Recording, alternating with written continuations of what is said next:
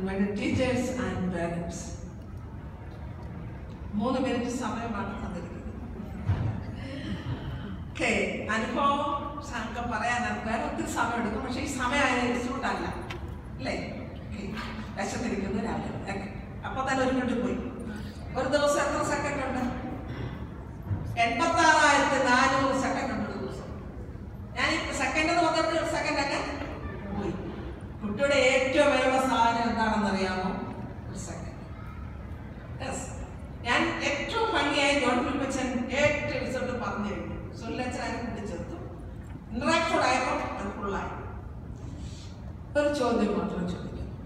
കുട്ടി വായിക്കുന്ന ആദ്യത്തെ വേദപുസ്തകം ഏതാണ്? കുട്ടി വായിക്കുന്ന ആദ്യത്തെ വേദപുസ്തകം പെട്ടെന്ന് അമ്മയുടെ വേദപുസ്തകമാണ്. അമ്മ വായിക്കുന്ന വേദപുസ്തകമല്ല, അമ്മയുടെ വേദപുസ്തകം. അമ്മ എന്ന വേദപുസ്തകമാണ് കുട്ടി വായിക്കുന്നത്. ആ വേദപുസ്തകത്തിൽ അത് കൂട്ടിച്ചേർക്കുന്നത് അച്ഛൻ ബാക്കിയത്. ഇത് ഞാൻ മാത്രമല്ല പറഞ്ഞത്. ഞാൻ ഇന്നലെ ഇരുന്നുണ്ട് വിങ്സ് ഓഫ് ദ ഫയർ വായിച്ചപ്പോൾ APJ അബ്ദുൽ കലാം ഇത് തന്നെ എഴുതിയിരിക്കുന്നുണ്ട്. വായിച്ചു എന്റെ തോട്ടിനകത്ത് കൂട്ടിച്ചേർത്തു. 2, കുട്ടി ഏറ്റവും ഇഷ്ടപ്പെടുന്നത്, ആദ്യം ഇഷ്ടപ്പെടുന്ന ഇരിക്കാൻ ഇഷ്ടമുള്ള സ്പേസ് ഏതാണ്? അമ്മയുടെ മടിയിലാണ്. ഏറ്റവും ഇഷ്ടപ്പെടുന്ന ആഹാരം ഏതാണ്? നമ്മുടെ അമ്മയുടെ രക്തമാണ്. അതെങ്ങനെ ചെല്ലും? വൈറ്റ് കളർ ചെല്ലുന്ന സാധനമാണ്. ഇങ്ങനെയാണെങ്കിൽ അതിനോടൊപ്പം കൊടുക്കുന്ന സാധനമുണ്ട്. ആ മുലപ്പാൽ കൊടുക്കുന്ന അമ്മ കൊടുക്കുന്ന വേറെ സാധനമുണ്ട്. എന്താണെന്നറിയാമോ? ആ സ്നേഹത്തിന്റെ സ്നേഹസ്പർശം. ഹോശേയ 3:4 എഴുതിയിട്ടുണ്ട്. ബൈബിളിന്റെ വാക്ക് പിന്നീട് പറയാം. റിഹേഴ്സ് ഇല്ലാത്ത നാടകം ഏതാണ്? റിഹേഴ്സ് ഇല്ലാത്ത ഒറ്റ നാടകമേ ലോകത്തുള്ളൂ. ഏതാണ്? കുടുംബജീവിതം. റിഹേഴ്സ് ഇല്ലാത്ത ഒറ്റ നാടകമേ ഉള്ളൂ, കുടുംബജീവിതം. എന്നിട്ട് ഒന്നും പുത്തനാണ്. ഈ കുട്ടികളെ ഞാൻ ഒത്തിരി പിള്ളേരെ വളർത്തുന്നത് ചുമ്മാ നടക്കും. ഇന്ന് കാണുന്ന കുട്ടിയല്ല, ഈ അനിയനല്ല ചേട്ടൻ. ആണോ?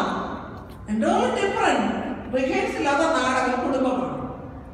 റീടേക്ക് ഇല്ലാത്ത ഒന്നാണ് ജീവിതം. ജീവിതത്തിൽ എന്തില്ല? റീടേക്കിൽ അപ്പാലില്ല. അപ്പൊ ഓരോ നിമിഷവും എന്ത് വേണം? ഒരു മിസ് കോൾ പോലും എന്താവും? ഞാൻ ഈ പള്ളിയിൽ കയറിയപ്പോൾ നേരെ പ്രാർത്ഥിക്കാൻ അവരോട് ആലോചിച്ചു. ഞാൻ നോട്ട് ചെയ്തൊരു കാര്യം പറയുന്നുണ്ട്. ഒരാള് കൈ കൂപ്പി ഇത് പ്രാർത്ഥിച്ചു. ടീച്ചറാണോ പേരന്റാണോ ഒന്നും എനിക്കറിയില്ല. അവിടെ ഒന്നും കാണില്ല. 4 കുട്ടികൾ പ്രാർത്ഥിക്കാനായിട്ട് നോക്കിയത് ആ കൈ കൂപ്പി ആളിനെ. ഞാൻ വിളിച്ചു എന്നാണ്. ഞാൻ പതുക്കെയാണ് വിളിച്ചത്. ആദ്യം കൈ കൂപ്പി ബാക്കി നിന്നു. 4-5 കുട്ടികൾ പാത്ത് നോക്കുന്നു, കൈ കൂപ്പുന്നുണ്ടോ? യെസ്. അപ്പോൾ ഇംഗ്ലീഷിൽ പറഞ്ഞാൽ parents and teachers are walking temple. Our action speaks more than our words. So control our tongue so that you can speak angry words, cruel words or hurting words. I may repeat. Oh God, let us say, oh God, as a teacher, as a parent, not only parent. Oh God, cleanse me. What about me? Cleanse me. Correct me. Oh God, control my tongue so that I may speak angry words, cruel words, or hurting words. മനസ്സിലായല്ലോ? ഇത് ആരോടൊക്കെ വേണം? കുട്ടിയോട് മാത്രമല്ല, അച്ഛനൊക്കെ പറയണം. ആരോട് വേണം? ഹസ്ബൻഡിനോട് പറയുന്നത്. ഫോണിൽ കൂടെ മദറിലായ വിളിക്കുന്നത്, മറ്റുള്ളവർ പറയുന്നത്, വാട്സാപ്പ് അയക്കുന്നത്. Action speaks more than words. എല്ലാ കാര്യവും കൺട്രോൾ. സ്റ്റാലിയോൺസ് പറഞ്ഞിട്ടുണ്ട്, സ്റ്റോപ്പ് ദെൻ പ്രൊസീഡ്. ഞാൻ ഒരു വാക്കുകൂടെ പറയുന്നത് നിർത്താം. ഏറ്റവും നമുക്ക് പ്രയാസം അറിയും. അച്ഛൻ പറഞ്ഞ ടീനേജിലാണെങ്കിൽ ഞാൻ വേറെ ജോലി ചെയ്യുന്നതാണ്. കുട്ടികളുടെ കെയർ ആൻഡ് പ്രൊട്ടക്ഷന്റെ വലിയൊരു ജോലിയുണ്ട്.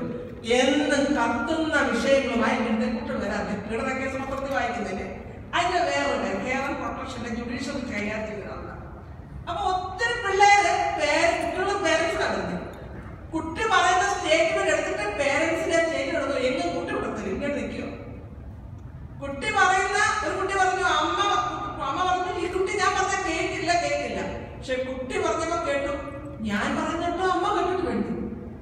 അമ്മയ്ക്ക് വേറെ ലൈനിലാണുണ്ട്.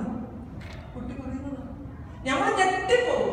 ഒളിച്ചോടുന്ന കുട്ടികൾ, ടീനേജേഴ്സ് ഇങ്ങനെ ഒളിച്ചോടുന്ന കുട്ടികളുടെ ലിസ്റ്റ് എന്റെ മുമ്പിൽ എല്ലാ ആഴ്ചയിലും ദീർഘമായ ലിസ്റ്റാണ്. അവരെ പിടിച്ചോടുന്നവരും പറയും ഓ വാവ് എന്നൊരു ശബ്ദം കേട്ടോടെ ഇറങ്ങിപ്പോയെന്ന് തോന്നി.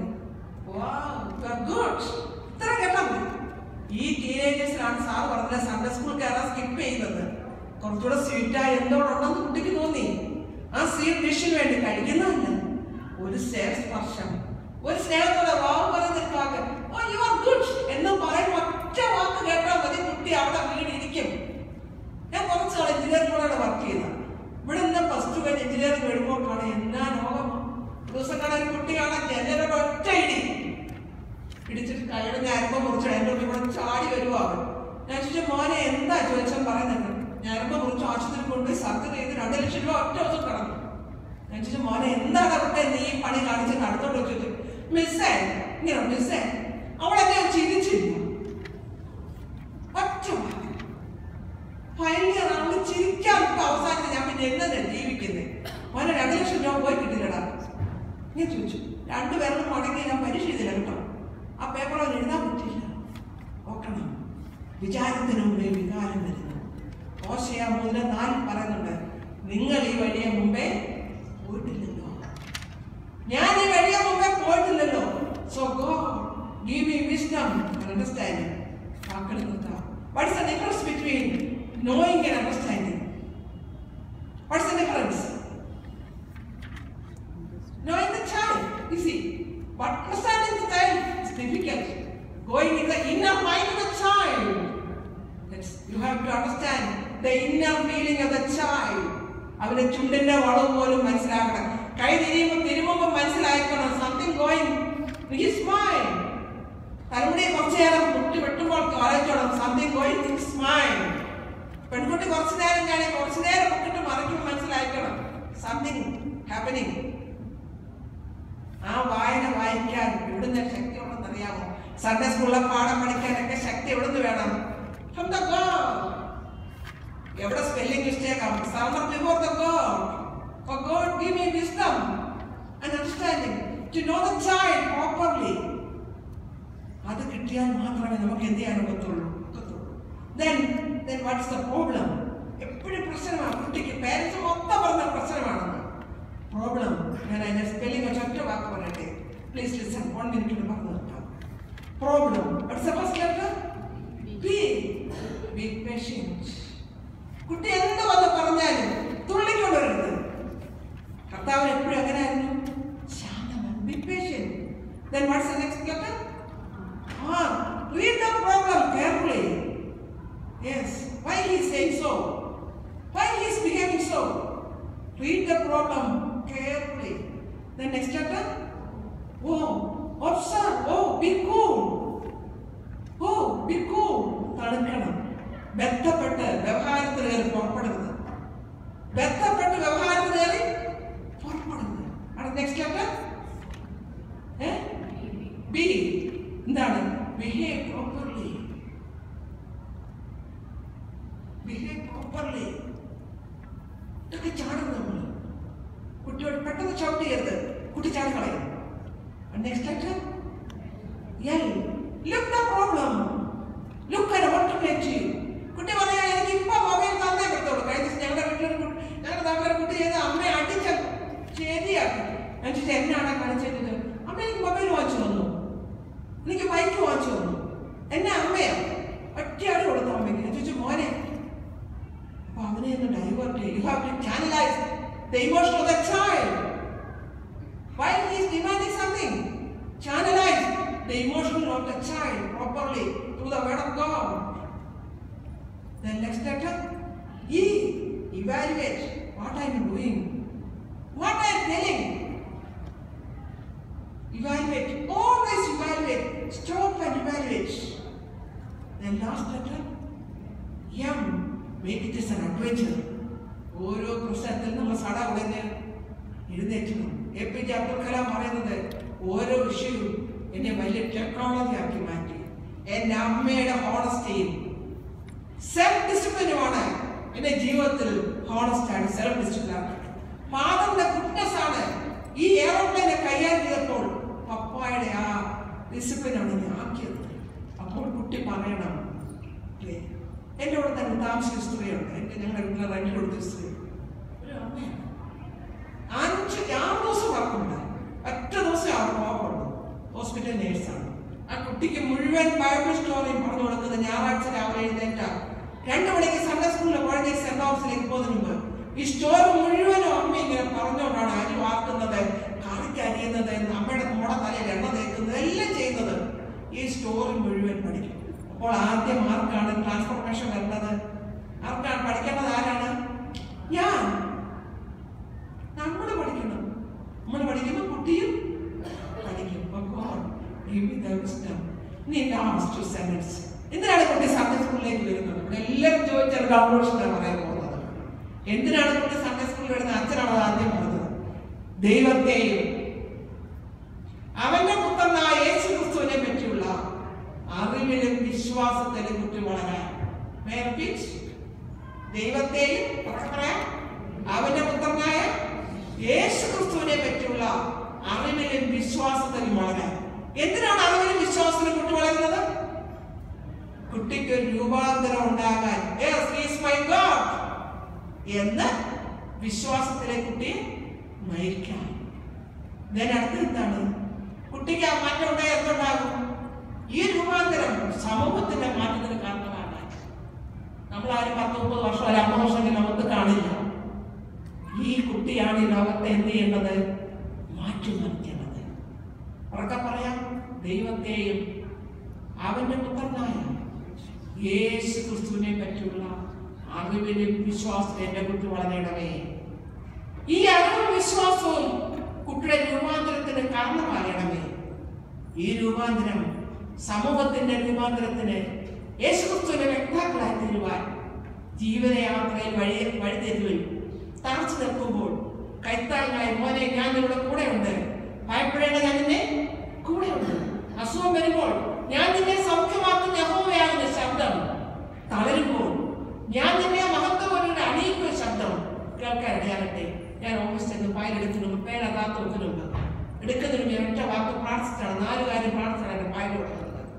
ജഡ്ജസ് 4:14 ഒരു വാക്യം ഇതാണ്, ഞാൻ നിനക്ക് മുമ്പായി ദൂതനെ അയച്ചിരിക്കുന്നു. ഇംഗ്ലീഷ് പറയുന്നത് Lord had already cleared the way for you എന്നാണ്. രണ്ടാമത് വായിക്കുന്നത് സങ്കീർത്തനം 73:24 ഞാൻ നിന്നെ വലങ്കരത്തിൽ പിടിച്ചിരിക്കുന്നു, ഞാൻ നിന്നെ മഹത്വത്തിലേക്ക് കൈക്കൊള്ളും. മൂന്നാമത് വായിക്കുന്നത് യെശയ്യാ 52:12 യഹോവ നിനക്ക് മുമ്പിലുണ്ട്, ഇസ്രായേൽ അദ്ദേഹം പുറകിലുണ്ട്, നീ എന്തിനാ പേടിക്കുന്നത്? ഞാൻ പേരെടുക്കുക. അടുത്ത 4ാമത്തെ വാക്യത്താണ് വായിക്കുന്നത്. മീഖ 7:7 വായിക്കും, ഞാനോ യഹോവയിലേക്ക് നോക്കും, ഞാൻ കാത്തിരിക്കും, എന്റെ ദൈവം എന്റെ പ്രാർത്ഥന കേൾക്കും. അപ്പോൾ കാണാൻ സൂത്തിക്ക് വരുമ്പോൾ കണ്ണടച്ച് പ്രാർത്ഥിച്ചിരുമ്പോൾ മാനവ നോബൂസിലെ വലിയ പ്രശ്നങ്ങൾ, എത്ര പ്രശ്നങ്ങളാണെന്നത്, അപ്പോയിന്റ്മെന്റ്, അപ്രൂവൽ, റിജക്ഷൻ, ഹിയറിംഗ്, ഒരുപാടുണ്ട്. ചെറിയ ചെറിയ സ്കൂൾസിൽ വരുമ്പോൾ എവിടുന്നോ ദൈവത്തിന്റെ സ്വാതന്ത്ര്യ ശബ്ദം കേൾക്കും, മോളെ കൂടെ ഉണ്ട്, മോളെ പ്രശ്നം വന്നോട്ടെ, yes the God is with me. നമ്മൾ ഓരോരുത്തരുടെയും പറയുന്നത് എന്നോട് മാത്രമല്ല, ഈ വേർഡ് ഓഫ് ഗോഡ് പറയുന്നുണ്ട്. ഈ വേർഡ് ഓഫ് ഗോഡ് വായിച്ച് മുട്ട എന്ന് പ്രാർത്ഥിക്കുന്ന പേരൻസിന്റെ കുഞ്ഞുങ്ങൾ സൺഡേ സ്കൂൾ ക്ലാസ്സിൽ താമസിക്കത്തില്ല, ക്ലാസ് മിസ് ചെയ്യത്തില്ല.